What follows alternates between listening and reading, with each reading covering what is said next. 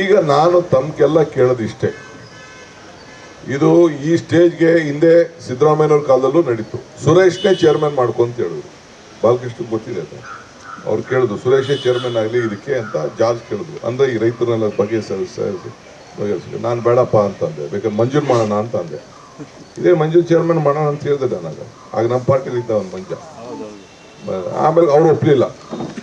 ಅದು ಯಾಕೆ ಒಪ್ಪಲಿಲ್ಲ ಗೊತ್ತಿಲ್ಲ ಅವ್ರಿಗೆ. ಇಲ್ಲ ಇವ್ನು ಬೇಡ, ಇವನಲ್ಲಿ ಲೋಕಲ್ ಏಜೆಂಟ್, ಇವನು ಜಮೀನಿಗೆ ವ್ಯವಹಾರ ಮಾಡ್ತಾ ಇದ್ದಾನೆ, ರೈತರಿಗೆ ನ್ಯಾಯ ಬರೋಕ್ಕಾಗಲ್ಲ ಅಂತ ಜಾರ್ಜ್ ಒಪ್ಪಲಿಲ್ಲ. ಅವನು ರಿಯಲ್ ಎಸ್ಟೇಟಲ್ಲಿ ಅವನೇ. ನಿಮ್ಮ ಸುರೇಶ್ ಏನು ರಿಯಲ್ ಎಸ್ಟೇಟಲ್ಲಿ ಇಲ್ಲ, ಅವ್ರು MP ಇರ್ತಾರೆ, ಗೌರವ ಇರ್ತದೆ. ಇವನು ಬೇಡ, ಇವನು ಆಲೆ ಸೈಟ್ ತೊಗೊಂಡು ಮಾಡೋದು ತಿರ್ಗಾ ರೈತರದ್ದು ಸ್ಕ್ಯಾಂಡಲ್ ಥರ ಆಗೋಗ್ತದೆ ಅಂಥೇಳಿ ಅದಕ್ಕೆ ಅವರು ಒಪ್ಪಲಿಲ್ಲ. ಆಮೇಲೆ ಕೊನೆಗೆ ಸುಮ್ಮನೆ ಯಾಕೆ ಒಳಗಡೆ ಆಗ್ತದೆ ಅಂತ ಅಂದರೆ ಮೆಂಬರ್ ಅಂತ ಮಡಗಿದ್ದೀನಿ ಅಂತಂದರೆ ಸ್ವಲ್ಪ ಗೌರವಕ್ಕಿರಲಿ, ನಾಳೆ ಬೆಳಗ್ಗೆ ಮೀಟಿಂಗಲ್ಲಿ ಕೂತ್ಕೊಳ್ಳೋಕ್ಕೆ ಮಾಡೋಕ್ಕೆ ಇವನು ಯಾರು ಬಂದು ಕೂತ್ಕೊಂಡ ಅದದ್ದು ಅಂತ ಅಂದ್ಬಿಟ್ಟು ಸುಮ್ಮನೆ ಮೆಂಬರ್ ಸೇರಿಸಿದ್ವಿ. ಈಗ ಏನೇ ತೀರ್ಮಾನ ಮಾಡೋದು ಇವ್ರ ಹತ್ರ ಚರ್ಚೆ ಮಾಡಿ ತೀರ್ಮಾನ ಮಾಡಿದ್ವಿ. ಈ ರಾಮನಗರ ಜಿಲ್ಲೆಯಿಂದ ಫಸ್ಟು ನೀವೆಲ್ಲ ರಾಮನಗರ ತಾಲೂಕಲ್ಲಿ ಇದ್ದಿರ್ತಾನೆ, ನಿಮಗೆ ಚನ್ನಪಟ್ಟಣ ನಂಟ್ರವ್ರು ಇರ್ತಾನೆ, ಕನಕಪುರ ನಂಟ್ರವ್ರು ಇರ್ತಾನೆ, ಮಾಗಡಿಲ್ ನಂಟ್ರವ್ರು ಇರ್ತಾನೆ. ರಾಮನಗರ ಜಿಲ್ಲೆಯಿಂದ ದಕ್ಷಿಣ ಜಿಲ್ಲೆ ಅಂತ ಮಾಡಿದ ತಕ್ಷಣ ನಿಮ್ಮ ಆಸ್ತಿ ಬೆಲೆ ಎಷ್ಟಾಯ್ತು ಅಂತ ಲೆಕ್ಕ. ನಾವೇನು ರಾಮನಗರ ಹೆಡ್ ಕ್ವಾರ್ಟರ್ಸ್ ಅಲ್ಲೇ ಇರ್ತದೆ. ಮೊದಲು ನಾವೆಲ್ಲ ಬೆಂಗಳೂರು. ಈಗ ನಾನು ಜಿಲ್ಲಾ ಪಂಚಾಯತಿ ಮೆಂಬರು, ಬೆಂಗಳೂರು ಗ್ರಾಮಾಂತರ ಜಿಲ್ಲಾ ಪಂಚಾಯತಿ ಮೆಂಬರು. ನಮ್ದು ಬೆಂಗಳೂರು ಜಿಲ್ಲೆನೇ ನಮ್ಮ ಲೆಕ್ಕ. ನಮ್ಮ ಇದು ಮೇಕೆದಾಟು ಗಂಟ, ಈ ಕಡೆ ಚನ್ನಪಟ್ಟಣ ಬಾರ್ಡರ್, ಮದ್ದೂರು ಬಾರ್ಡರ್ ಗಂಟ, ಈ ಕಡೆ ಇದು ಹುಲಿಯಲ್ದುರ್ಗ ಗಂಟ, ನಾವೆಲ್ಲ ಬೆಂಗಳೂರು ಜಿಲ್ಲೆಯವರೇ. ತಮಿಳ್ನಾಡು ಬಾರ್ಡರ್ ಗಂಟ ನಾವೆಲ್ಲ ಬೆಂಗಳೂರು ಜಿಲ್ಲೆಯವರೇ. ಅದನ್ನ ಏನೋ ಭಾಗ ಮಾಡಿ ಮಾಡಾಯ್ತು. ಈಗ ಕನಕಪುರ ಕ್ಷೇತ್ರ ಇತ್ತು, ನಾನು ಬಡದಾಡ್ಬೋದಾಯ್ತಲ್ಲ. ಕನಕಪುರ ಕ್ಷೇತ್ರ ಅಂತಾಗ ನಾನು ಮೆಂಬರ್ ಇದ್ದಾಗ ನಾನು ಬೇಡ ಇದ್ರು ಕನಕಪುರ ಕ್ಷೇತ್ರ ತೆಗೀರಿ, ಅದನ್ನ ಬೆಂಗಳೂರು ಗ್ರಾಮಾಂತರ ಅಂತ ನಾವು ಮಾಡ್ತೀವಿ. ಅದಕ್ಕೊಂದು ಗೌರವ ತಾನೆ, ಬೆಂಗಳೂರು ಗ್ರಾಮಾಂತರ ಅಂತ ಒಂದು ಗೌರವ ತಾನೆ. ಬೆಂಗಳೂರು ಬ್ರ್ಯಾಂಡ್ ಅಂತ ಮಾಡಿದೆ. ಈಗ ಅದಕ್ಕೆ ಆಗ್ಬಾರ್ದು ಅಂತ ಅಂದ್ಬಿಟ್ಟು ಎಲ್ಲ ಏನೋ ತಗರಾಲೆಲ್ಲ ಹಾಕಿದ್ರು. ನಾನು ಅದಕ್ಕೆಲ್ಲ ಜಗ್ಗಕ್ಕೆ ಹೋಗಿಲ್ಲ. ನಾನು ನೀವು ಮಾಡಿದ ದಿನ ಭಾರಿ ಜನ ಸಂತೋಷ ಆಯ್ತು, ಬೆಂಗಳೂರು ಅಂತ ಆಯ್ತು. ಈಗ ನಾವೆಲ್ಲ ಬೆಂಗಳೂರು ಜಿಲ್ಲೆಯವರು. ನಿನ್ನೆ ಪರಮೇಶ್ವರ್ ಹೇಳ್ತಿದ್ರು, ನಮ್ಮ ಡಾಕ್ಟರ್ ಪರಮೇಶ್ವರ್, ನಾನು ಏನೋ ಮಾಡಿ ತುಮಕೂರು ಸೇರಿಸ್ಬಿಡಪ್ಪ ಮಾಡ್ತೇನೆ. ತುಮಕೂರಲ್ಲಿ ಅವ್ರಿಗೆ ಯಾಕೆ ಅರ್ಥ ಆಗಲ್ಲ, ಎಲ್ಲ ಅರ್ಥ ಆಯ್ತದೆ. ಏನು ಅಲ್ಲಿಂದ ಬಂದು ಇಲ್ಲಿ ಜಮೀನ್ ತಗೊಳ್ಳೋನ್ಗೆ ಅರ್ಥ ಆಗುತ್ತೆ. ಕುಮಾರಸ್ವಾಮಿ ಅವ್ರು ಹೇಳ್ತಾ ಇರೋದು, ಕುಮಾರಸ್ವಾಮಿ ರಾಮನಗರ ದಕ್ಷಿಣ ಮಾಡಿದ್ರಲ್ಲ, ವ್ಯಾಲ್ಯೂ ಈಗ ಗೊತ್ತಾಯ್ತಾ ಇದೆ ಅಂತ ಹೇಳಿದ್ ನಾನು. ಅರ್ಥ ಆಯ್ತಾ? ಈಗ ಅವ್ರು ಕೇಳ್ತಾವ್ರೆ, ಎಲ್ಲಿ ಮಾಗಡಿಯವರು, ಮಾಗಡಿ ಏನು ತುಮಕೂರವರು, 60-70 ಕಿಲೋಮೀಟರ್, 70 ಕಿಲೋಮೀಟರ್, 72 ಕಿಲೋಮೀಟರ್. ಅಲ್ಲಿಂದ ಸೇರ್ಸಿದ್ಮೇಲೆ ತಿರ್ಗಾ ಪಾವಗಡ ಗಂಟ ಬೆಂಗಳೂರು ಅಂತ ಕೇಳ್ತಾರೆ. ಇರ್ಲಿ, ಅವ್ರು ಕೇಳೋದ್ ತಪ್ಪೇನಲ್ಲ. ಅಂದ್ರೆ ಅವ್ರಿಗೆ ನಮ್ಮ ಬೆಲೆ ಏನು ಅಂತ ಅವ್ರಿಗೆ ಅರ್ಥ ಆಗಿದೆ. ನಮ್ಮ ಮೌಲ್ಯ, ನಮ್ಮ ತೀರ್ಮಾನ, ನಮ್ಮ ವಿಚಾರಧಾರೆಗಳು ಏನು ಅಂತ ತೀರ್ಮಾನ ಆಗಿದೆ. ಮೆಡಿಕಲ್ ಕಾಲೇಜ್ ಅಂತ ಮಾಡಿಸೋದು, ಏನಾರು ಅದಕ್ಕೊಂದು ಜೀವ ಬಂತ. ಮಧ್ಯ ಅವನು ನಮ್ಮ ಒಬ್ಬ ಜಿಲ್ಲಾ ಪಂಚಾಯತ್ ಅಧ್ಯಕ್ಷರಲ್ಲ, ನಮ್ಮ ನಂಟ ಅವನು ರಾಮಯ್ಯ ಅಲ್ಲ, ಅವ್ರ ಜಮೀನ್ ಮಾತ್ರ ಬಿಟ್ಬಿಟ್ರು.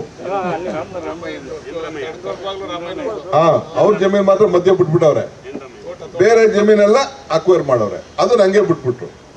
ಈಗ ನಾನು ಅದಕ್ಕೆ ಏನೋ ಒಂದು ಜೀವ ಕೊಡ್ಬೇಕು, ಒಂದು ಮೆಡಿಕಲ್ ಕಾಲೇಜ್ ಆಗಲಿ ಅಂತ ಮಾಡಿದೆ. ಅಲ್ಲೊಂದು ಮೆಡಿಕಲ್ ಕಾಲೇಜ್ ಬಂತು. ಈಗ ಕನಕಪುರದಲ್ಲಿ ಮಾಡಿಸಿದ್ದೀನಿ.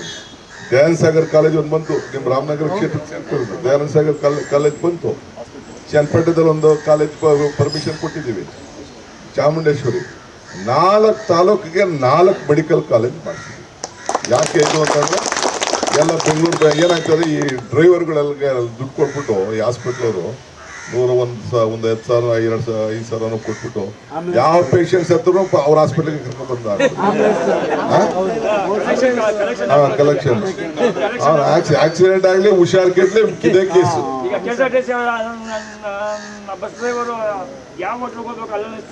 ಹಂಗೆ ಮಾಡೋದು. ಅದಕ್ಕೆ ನಾನು ದುಡ್ಡು ಕೊಟ್ಟು ಬಾಳ ಬಂದವ್ರಿಗೆ 25,000 ಕೊಡಬೇಕು, 5,000 ಕೊಡಬೇಕು, 1,00,000 ಕೊಡಬೇಕು. ಏನು ಮಾಡೋಣ ನಾವು? ಕೊನೆಗೆ ಬಡದಾಡಿ ನಮ್ಗೆ ಏನು ಮಾಡಿದ್ರು ಚಿಂತೆಲ್ಲ, ಎಲ್ಲ ಕಡೆನೂ ಒಂದು ಹಾಸ್ಪಿಟ್ಲ್ಗೆ ಆಗಲಿ ಅಂತ ಅಂದ್ಬಿಟ್ಟು ಅದನ್ನು ಹಾಸ್ಪಿಟ್ಲ್ ಮಾಡ್ತೀವಿ. ಯಾಕೆಂದ್ರೆ ಮೂಲ ಏನಪ್ಪ ಅಂದ್ರೆ ನಮಗೆ ಜನರಿಗೆ ವಯಸ್ಸಾದ್ಮೇಲೆ ನನಗೆ ಬೇಕಲ್ಲ ಈಗ ಡಾಕ್ಟ್ರು. 50, 45, 50 ಆದ್ಮೇಲೆ ಎಲ್ಲ ಬೇಕಲ್ಲ, ಅಲ್ಲಿ ಊರು ಹೋಯ್ತವೆ, ಕೂದಲು ಹೆಚ್ಚು ಕಮ್ಮಿ ಆಯ್ತದೆ, ಕಣ್ಣು ಹೆಚ್ಚು ಕಮ್ಮಿ ಆಯ್ತದೆ, ಕಾಲು ಹೆಚ್ಚು ಕಮ್ಮಿ ಆಯ್ತದೆ, ಇವೆಲ್ಲ ಬರ್ತಾ ಇದಾವಲ್ಲ. ಅದಕ್ಕೆ ಮೂಲ ನನ್ಗೆ ಗೊತ್ತಾಯ್ತು, ಪ್ರತಿ ತಿಂಗಳು ಹೆಚ್ಚು ಕಮ್ಮಿ ಒಂದು 5 ಲಕ್ಷ ರೂಪಾಯಿ ಬರೀ ಹಾಸ್ಪಿಟ್ಲಿಗೆ ಕೊಡಬೇಕು. ಅಂದ್ರೆ ಪೇಷಂಟ್ಗಳು ಪಾಪ ಏನ್ ಮಾಡ್ತೀರಿ ಪಾಪ, ಬಡತನದಲ್ಲಿ ನಾವು ಮನೆಗೆ ಬಂದವರು, ಮನೆಗೆ ಉಳ್ಕೊಂಡು ಬಂದವ್ರು ಕೊಡ್ಲೇಬೇಕಲ್ಲ. ಹಿಂಗೆ ಇದೆ, ಸೇರಿಸ್ಬಿಟ್ಟಿದ್ವಿ, ಹಾಸ್ಪಿಟ್ಲ್ ಬಿಲ್ ಕಟ್ಟಬೇಕು, ಔಷಧಿಗಿಲ್ಲ ಅಂತ ಏನೋ ಹೇಳ್ತಾರೆ. ಈ ಥರ ಏನಾದ್ರು ಯಾವಾಗಾರು ಯೋಚನೆ ಮಾಡಿದ್ರ ಯಾರು? ನಾವು ಇದನ್ನ ಬಹಳ ದೂರದ ಆಲೋಚನೆ ಇಟ್ಕೊಂಡು, ಈಗ ನಿಮ್ ರಾಮನಗರದಲ್ಲೇ ಆಗಲಿ ಹಾಸ್ಪಿಟಲ್ ನಾನು PWD ಜಾಗನ ತೆಗೆಸಿಸಿ ಫುಲ್ ಶಿಫ್ಟ್ ಮಾಡಿಸ್ಬಿಟ್ಟು ಆ ಹಾಸ್ಪಿಟಲ್ನ ಆ ಸರ್ಕಾರ ಗೌರ್ಮೆಂಟ್ ಹಾಸ್ಪಿಟಲ್, ಜಿಲ್ಲಾ ಹಾಸ್ಪಿಟಲ್ ಅಲ್ಲಿ ಒಳಗಡೆ ಇತ್ತು. ಯಾರು ಹೋಗಕ್ ಆಗ್ತಿರ್ಲಿಲ್ಲ, ನಮ್ಮಲ್ಲಿ ಯಾರು ಹೋಗಕ್ ಆಗ್ತಿರ್ಲಿಲ್ಲ. ಸಾವಿರಾರು ಜನ ಇರ್ತಾರೆ ಸರ್ ಈಗ. ಮೇನ್ ರೋಡ್ ಅಲ್ಲಿ ದಿನ ಸಾವಿರಾರು ಜನ, ನಮ್ಮ ರಾಜು ಹೇಳ್ತಾ ಇದ್ರು, ಸಾವಿರಾರು ಜನ ಬರ್ತಾ ಇದ್ದಾರೆ ಅಂತ ಅಂದ್ಬಿಟ್ಟು ಹೇಳ್ತಾ ಇದ್ರು. ಸೊ ಆ ತರ ನಾವು ಮಾಡ್ಕೊಂಡು ಬಂದಿದ್ದೀವಿ. ಈಗ ನಾನು ಹೇಳೋದಿಷ್ಟೇ, ಒಳ್ಳೆ ರೇಟ್ ಫಿಕ್ಸ್ ಮಾಡಿದ್ದೀನಿ.